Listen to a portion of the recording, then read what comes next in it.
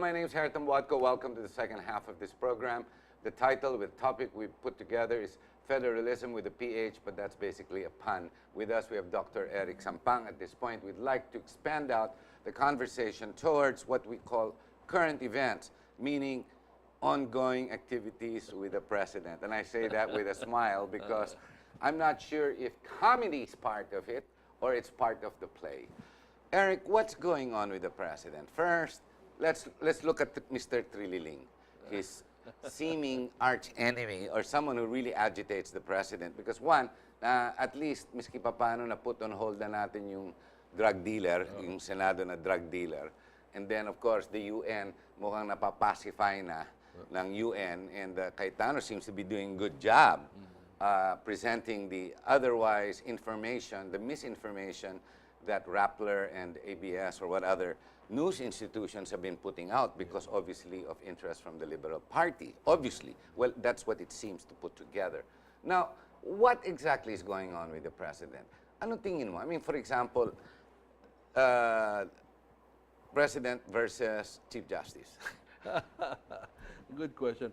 Well, but let me first make my observation. No? Personal It is, observations muna because mga points of views mo naman. I think the president is enjoying his job. No? So he's really doing it purposely. Yeah, I think Nangiinis. so. Nangiinis. But then, you can also overdo that. So, ang ano doon is, Tililing really is something. He'll latch on the president. So, when the president goes up, goes down, kasama siya ron, no? Kasama siya doon. Pero, I think... But really, he can't run for a Senate position anymore. No more. I think he's looking at maybe going to Congress and palit sila ni Alejano. Pero where does Alejano go? That's He's right. got nowhere to go unless he thinks he can be senator material. I don't think his coffers are big enough unless somebody's putting him up. Diba? That's right. But, yan, for example, let's go back. Si Trililing versus the president. Where is that going? Mukhang tapunan sila ng mud, no? Oo. Hindi kailangan patulan niya si ano eh. Hindi dapat. The best remedy for a situation like that is ignore. Let him... Like what he did with Dilima. Ignore. Yes, ignore. Hanggang nakulong. And that's right, exactly. So, the president is... So we leave Trillanes on his own to fight now Coco Pimentel Yes. and Gordon. That's And mukhang siguradong talo yan. So iwanan mo sila para they'll put him away. How about Sereno? I mean, gee, now it's Congress versus Sereno. That is something that I have to be a little cautious, no? Because it's a separate and co-equal body. Co-equal yan. The president. So, I think it will, if at all, she will self-destruct. She will... But, Sinasabi niya ngayon, hindi daw totoo yung mga ginawa niya, yung mga accusations sa kanya. Pero no less, 3 Supreme Court judges ang nagtuturo sa kanya, mga colleagues niya. That's right. So I think, parang virus yan eh. Viruses life. Will infect each other. They will infect each other. At saka may period na after that, it will die out or something. No? So I'll be cautious about that. I don't think there's an imminent that the Supreme Court Justice or Chief Justice would preside over an impeachment. I think yung impeachment issue is not within sight. You don't think matutuloy yan? On the president. On the president. So leave Congress to quarrel with the judiciary, with the Supreme Court. Iwanan mo sila muna and pick up the pieces. Right, exactly. It said na you don't have to win all the battles. All the battles, just the final. Okay. How about Carpio Morales, the ombudsman, and the president? Mukhang nagbabanatan sila. In fact, only yesterday, the day before, sa bayan, inahamon niya yung 3. Halika sabay-sabay tayo mag-resign. As ipapayag ang taong bayan, magre-resign si Duterte. It's not possible. Ang taas ng rating niya. Magagalit ang taong bayan, hindi pwede. All these things, you just have to take with a grain of salt, no? Yun nga. But how much salt can we take? Which, imbaga natin, bibigay na eh, di ba? Baka kailangan putulan na yan. I mean, you can't take too much salt. It's not good for you. You'll have no, a kidney problem. Oh, di ba? Puputok ang kidneys natin. But with Sereno, I think like a virus also, it has its limited You mean Carpio Morales? Carpio Morales. Sayang ang isang Carpio, no, I think has a more legitimate claim. Pero kalaban niya rin yun eh. Kasi one Carpio wants war and wants America to wage war against China using us, di ba? And the other one saying, let's just do business. Just last week, I had Ambassador Joe Romero, and he was saying history dictates that nothing will happen because after 40 years ago, 50 years ago, China was already asking us on bilateral arrangements. Na iba lang, di ba? But now, it's the other way around. Okay, how about Riz Ontiveros and now the latest thing that's come out, sila nag-aaway sa Senado. The president watches, he doesn't wanna, I'm sure his hands are in there somewhere, di ba? Pero sila nag-aaway ngayon. Where do you think that's gonna go? Tingin mo sila mag-aaway and then puputok na lang? Will it get to that stage? They're still calling each other Mr. Senator. This morning, gano'n eh. Kausap si Bam, Senator Bam is gonna give di ba, they're talking about the Kian case again this morning. Yeah, that's right. Pero sila parang bigayan na naman when, hindi kaya nag-aaway ng mga yan? Siguro privately they do. But with these senators, I think they're better left, if I were to advise the president, just whisper to the press, don't cover them anymore. Or iwanan na sila, no? Or there are more important things to undertake, to cover, So panggulo lang sila. Panggulo lang yan. Si Bautista, Comelec, pwede ba yung panggulo? I mean, did he steal the election? Totoo yan. Mali yun. But it showed the color of Congress. It's not in substance and form. Actually, it's more form than the other way around. substance. So it's the jargon of words that yes, that confuse us. Kaya nga doon sa federalism natin, going back to federalism, regionalize Congress. Regionalize Congress. Meaning, you want 100 congressmen in your small region or you want 50, you decide that. Yun ang essence ng federalism. It should suit what you need and your capability. So autonomous regions in every region, but not necessarily independent of each other. Independent, but not necessarily as a specific republic each. Hindi. The tie that binds would be yung national parliament. Yun ang talagang okay.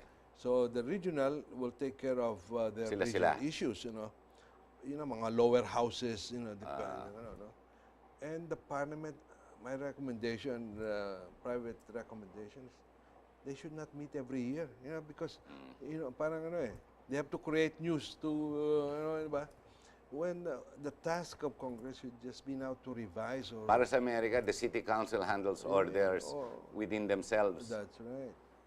Hindi na lalayo masyado doon. Yeah, that's part of your presentation on the federal government.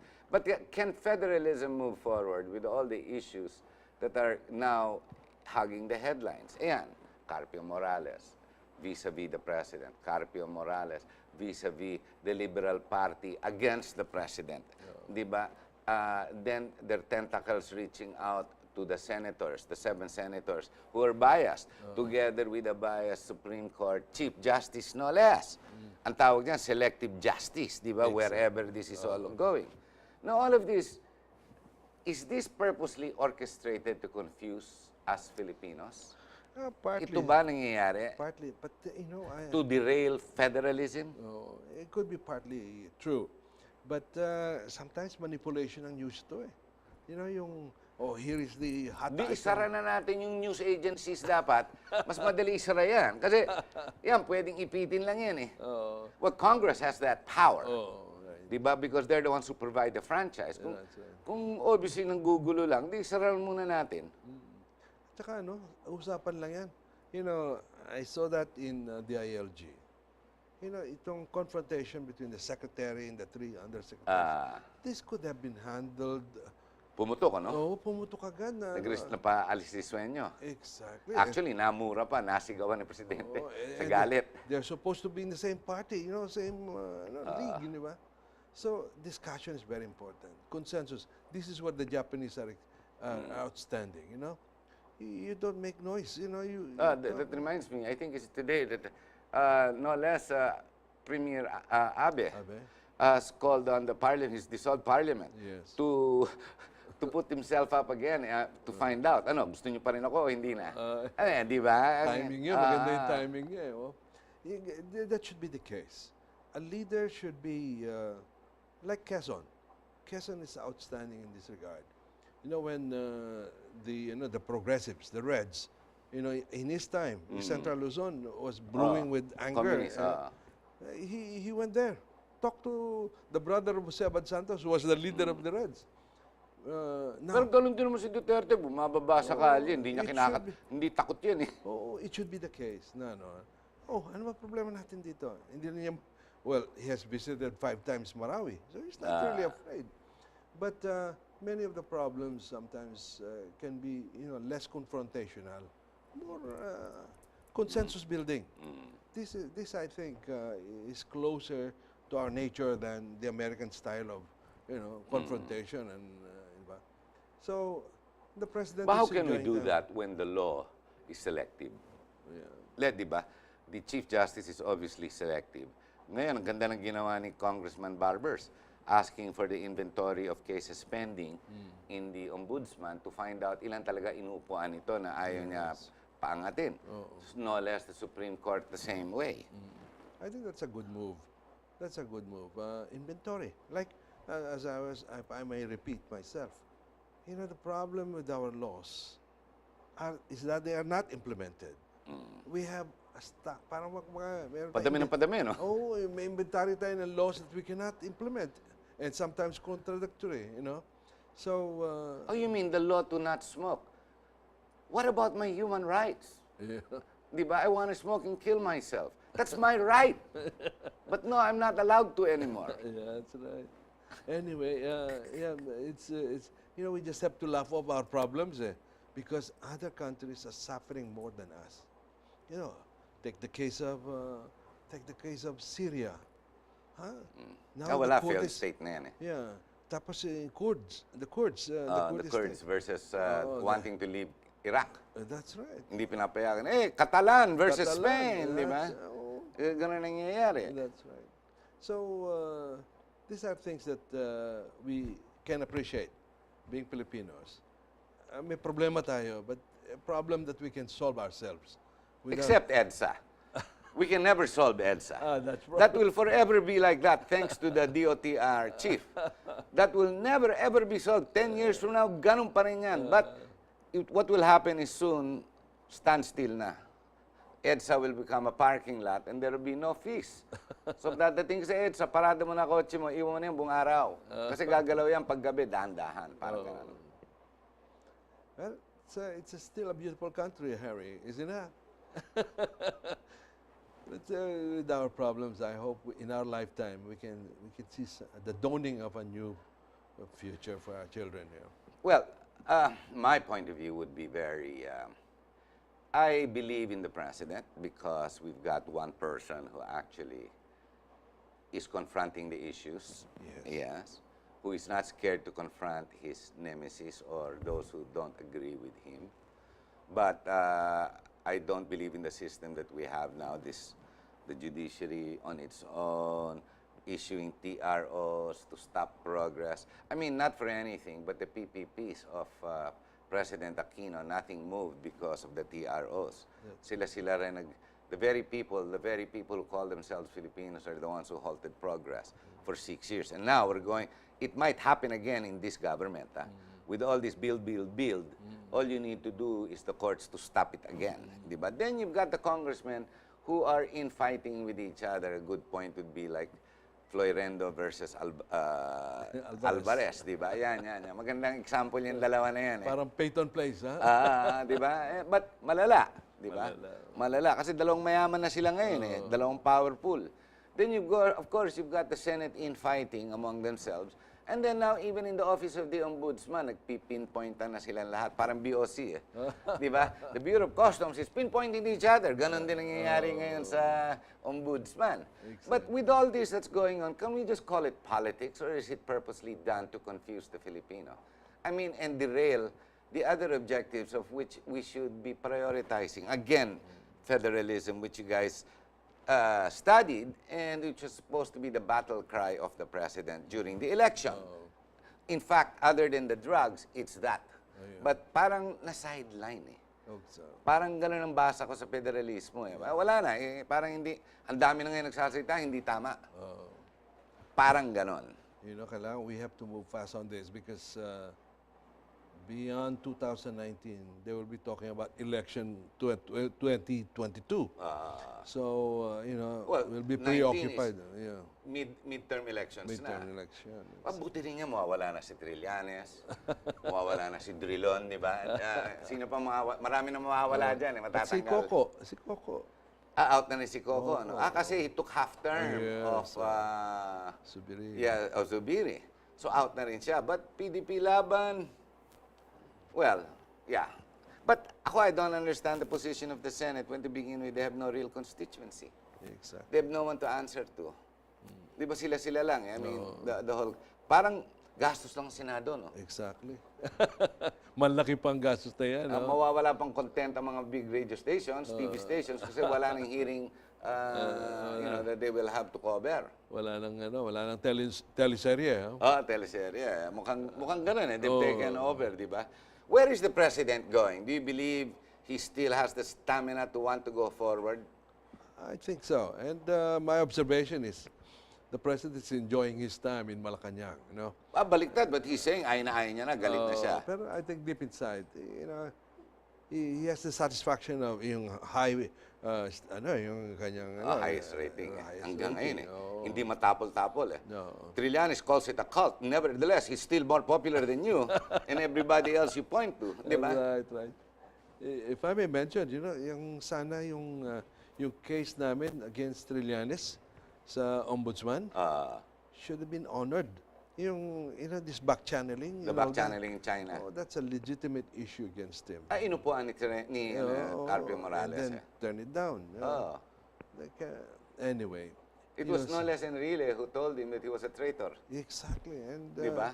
we substantiated that by, you know, yung filing a case of treason and espionage against Trillanes. Pero wala nangyari. Wala nangyari because of Ombudsman, the Office of the Ombudsman. Ngayon, VACC is contemplating on doing it. But regardless, she only has 9 more months left. Yes. 8 to 9 months to be exact. And she's no more. And maybe that's even better, just to keep quiet and let her go. Let her retire. Quietly go. Well, she's not being quiet, but, you know. But at the rate it's going, will all this confusion mislead the president? Is it all a conspiracy to mislead? Is it all a conspiracy against federalism? It's a confluence of events, you know, one here, you know, and everywhere. But before the break, we were talking about tasking the rich families, the Taipans and all that. But you know, between you and I, pag may na-confront ka na, kanyari si Lucio Tan, o mga Sobel, o Gokong Wei, mga mayayaman, nakaharap mo, alam mo, you know what you do? Ako, what I do, you pull out your wallet, pull out 20 pesos, give it to them. Mas kailangan nila eh.